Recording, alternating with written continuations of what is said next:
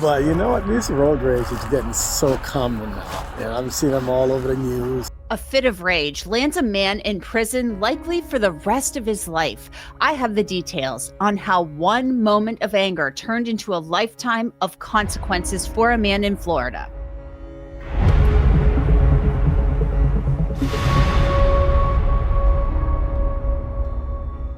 Welcome to Crime Fix. I'm Angenette Levy. Acting on anger, it is never, ever a good thing, and it can come with irreversible and sometimes tragic outcomes. In recent months, I've seen a number of road rage incidents with reports noting aggressive behavior and intense confrontations. In extreme cases, they end in violence, and this one was no different. A flood of calls came into police on January 22nd, 2024, just before 6:30 a.m. First, there was a female caller. Orlando Police 911, this is Jamie on recorded line. What is the location of your emergency? I think there was a road rage incident. There was a white car trying to get into, they were in the middle lane trying to get to the left lane, and they were blocking the lane of traffic behind them. And as I was passing them in the rightmost lane, I heard what sounded like gunshots, and the white car had like their window down and they were yelling at the car behind them, and the whole how many gunshots do you think that you heard? I think I heard like 3. You think you heard about 3? Do you know if anybody was shot? I don't think so. How long ago was I this? heard like maybe a minute ago. Luckily, other witnesses called in, and the second caller, that was a man. He said the driver of the vehicle needed medical attention quickly. I think maybe someone's been shot. So why do you think someone's been shot? I've seen a lady get out of the car and shoot at the dude in the car in front of her. And was it like a handgun or a rifle or a shotgun? Handgun. Okay. And what was she wearing? Do you remember what she was wearing or no? Like a sweatshirt, I believe. Deputies in Orange County, Florida, were the first to arrive on scene. If you could block that U-turn off right there.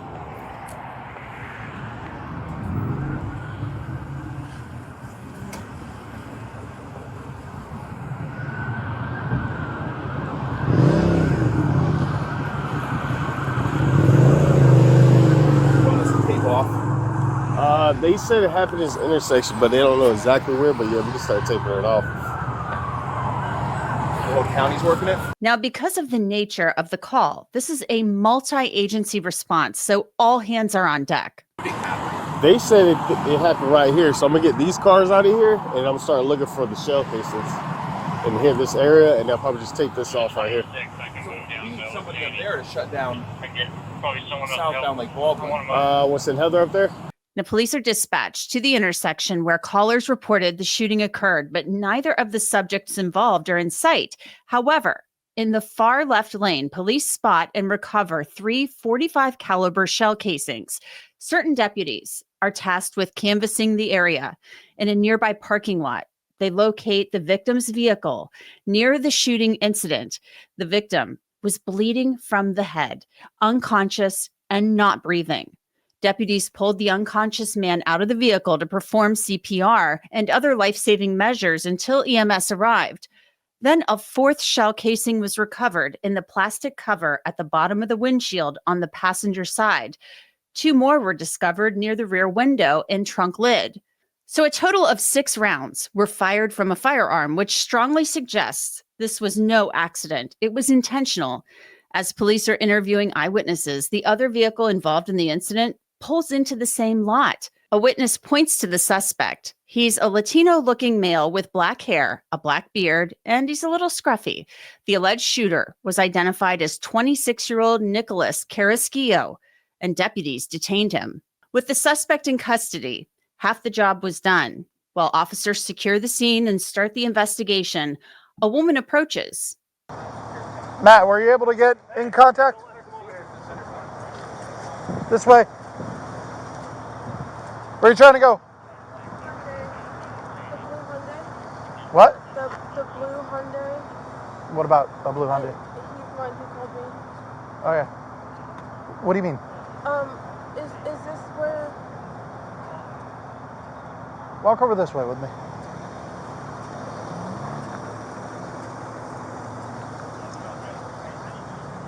What's the deal with the blue Hyundai? I just find out over there she's supposed to be with somebody who's the occupant of the blue Hyundai. What's your name?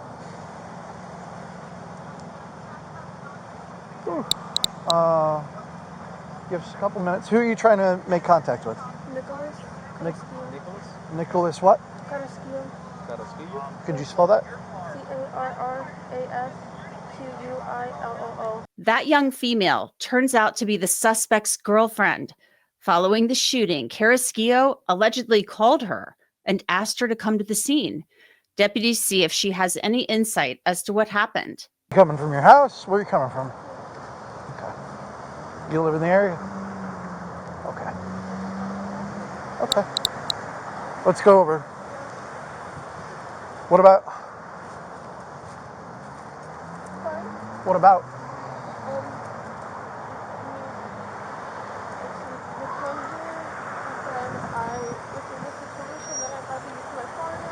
Okay. And he said, I'm pulled over, that's how that works. I'm just waiting, the police are going to come. It's going to be a thing. Okay. So I want you to come. And that's all he said. And I said, okay. Can I see him? Right now, I don't even know where he's at. So we're going to find out. Do you have your ID on you? Sorry. It's okay. I understand. You just get woke up? Okay. This is a girlfriend. 03 She was called 86 and informed that he had to use his gun in self-defense. How'd you get here? Gotcha. You're not putting the indication was front double doors, drive-through motion. Do you want to wait in your car? It's cold out here. So. I can hear the alarm going off. I don't even know where he is right now. So.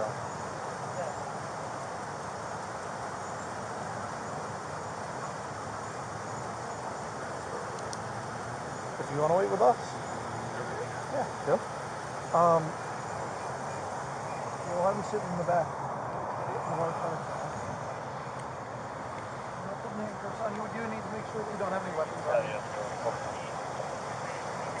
Yeah, just check your bag real quick. You want to just show me your waistband? I know you're probably energetic. And here. Pocket 1. Pocket 2. Excellent. You can sit on down. It's a little warmer in here than it is out there. So, you're welcome. Some time passes, but the girlfriend grows weary and requests an update. Is there any update? Is there any update? Just talking to everyone and trying to figure it out. I mean, it takes some time. So I'm sure somebody will come over there and talk to you. Yeah, just give them a minute. It takes a while.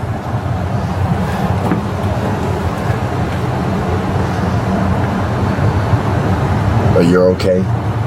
No, I'm just confused. Yeah, it's a lot. It's a lot. As long as you're okay, you're not hurt or anything. Yeah. Do you know if he's okay? Do you know if he's okay? There's a lot of he's.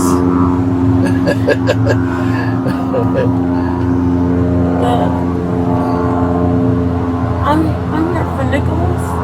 Oh, okay. Given her state of confusion, it's likely that she isn't aware of the whole situation or that her boyfriend was the alleged aggressor. She expressed some concern for the victim. The person who was shot? He's okay. I'm not sure that they took him to the hospital. So, I know they took him there a while ago. So, I'm not sure what his status is. Yeah.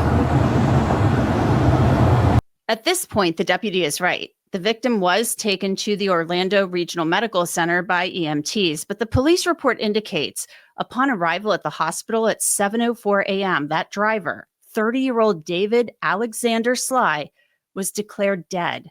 Almost immediately, he was taken to the medical examiner's office where an autopsy was conducted. The autopsy revealed that David's death was a homicide caused by a gunshot wound to the head. Later, we learned that Carrasquillo made another panicked phone call after the shooting. I guess shot somebody. I don't know. I know. Are they saying your son shot somebody? Yeah, but I know that's not. You know, he called me screaming and crying. The guy cut him off and started rushing towards him and everything on the road. So that's why it's not like him. You know, he's a good kid. You know, and he was going to work this morning, and you know, veteran, came from the army. You know, got his place, everything. So I don't get what, because he's always a calm one. You know, he's out of even. All my nephews, nieces, like they look up to my son like he's always talking to them, so I don't know what's going on. I'm right about there. Well, I'm sure someone will come over and talk to you in a little bit.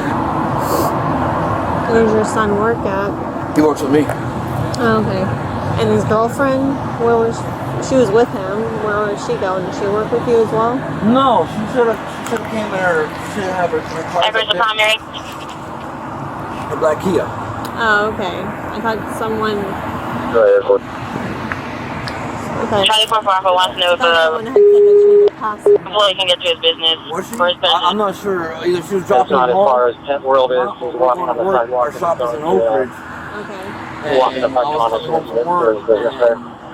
going home to work, and that's when I got home. Before leaving the scene, body-worn cameras capture a very real but very brief exchange between two deputies. It's not what we're used to. We're used to the game shooting.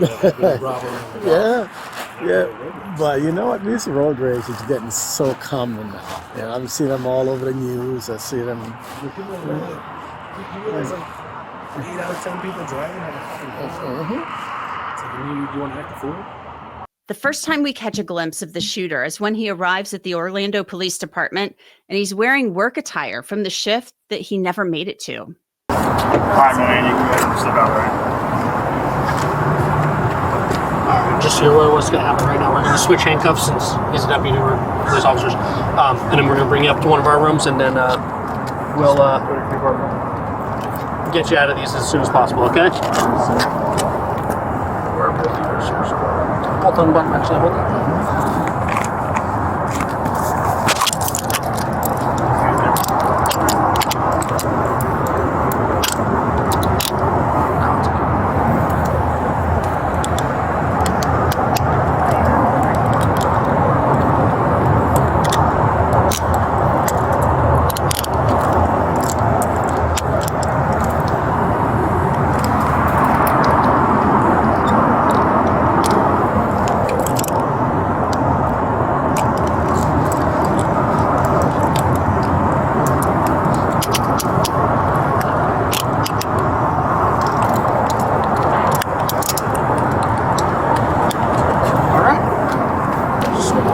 Thank you. Thanks, buddy. I appreciate you. Yeah, no problem getting in this week. Yeah, no, sounds good. So, future reference. Yeah. Thanks again, man. Appreciate it.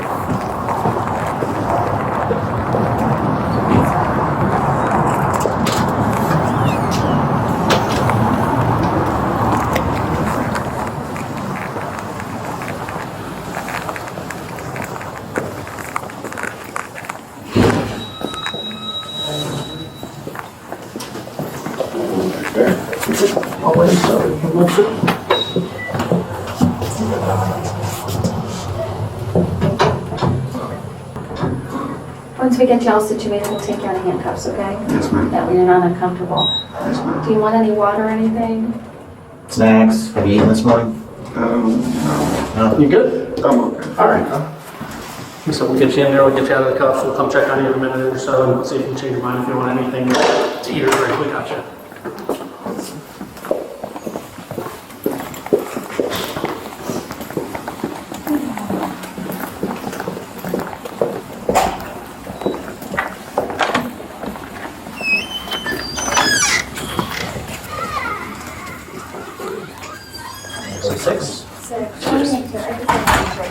Yeah, absolutely. Investigators leave Carrasquillo in the interrogation room where he sits alone in his thoughts.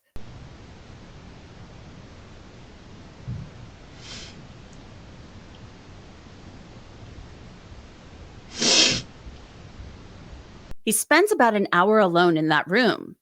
Here, sweetie, just in case you decide you want something, okay? If you want anything else, just let us know. In the interrogation room, Carrasquillo, he didn't hold back, telling Detective Price exactly what happened. According to the affidavit, Carrasquillo said the vehicle came from the far right lane and switched in front of him, causing him to apply his brakes a little harder. After Carrasquillo honked his horn and flashed his headlights, the driver of the white vehicle put down his window and said something to him. Carrasquillo couldn't hear what he was saying and opened his driver's door because his window doesn't go down. He began exchanging words with the driver of the white vehicle. The traffic light turned green and traffic started moving, but the white vehicle, it did not. So Carrasquillo reached into his glove box and retrieved his firearm, which is a .45 caliber semi-automatic.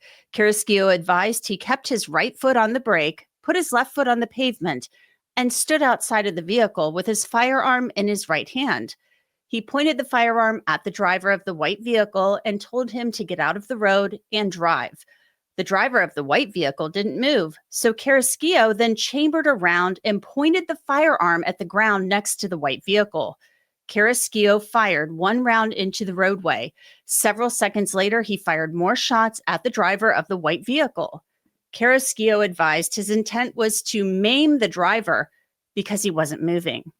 Carrasquillo admits he never saw a weapon in David's hands or that he ever exited that vehicle. There were only words exchanged between the two, but Carrasquillo describes that he felt trapped and the only way out was by picking up that .45 caliber semi-automatic and shooting. Based on Carrasquillo's admissions, officers believe there is enough probable cause to charge him with first-degree murder. Hey, we're ready to roll, okay? It just took a little while. That's fine. I took a while. I was knocking for a while a little earlier. I did pee in the water bottles. Okay, so where'd they go? Right here. Grab them. All right, just grab them. Put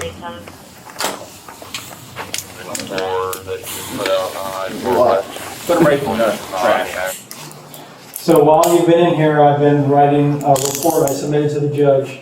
The judge has signed and approved a murder in the first degree arrest warrant. So you are currently being charged with first degree murder with a firearm. Okay? Yes, sir. Right. That's where you are currently, the state as of right now.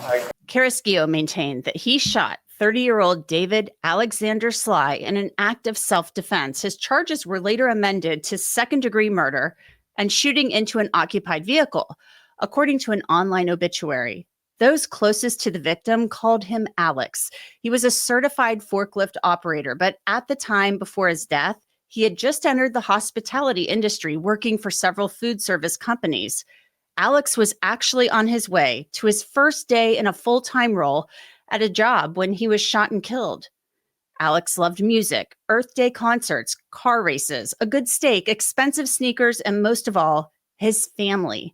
He leaves behind a wife and a son. His wife wrote online, "My first memory of David was unforgettable. He came into the Merritt Island Taco Bell for a job interview.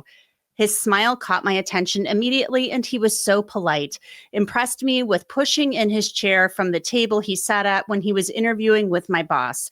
He was the best thing that ever happened to me. He was so loving with my older sons. It only made sense after we found out we were pregnant that it would be a boy. He loved all of our sons unconditionally. I'm so thankful for having the chance at having the time of my life with my soulmate." The case went to trial in March of this year, and a jury convicted Carrasquillo of both charges. He was sentenced to 50 years for the murder charge and 15 years for shooting at an occupied vehicle. A judge ordered the sentences to run concurrently, meaning at the same time, not back to back. Carrasquillo is appealing his sentence. And that's it for this episode of Crime Fix. I'm Angenette Levy. Thanks so much for being with me. I'll see you back here next time.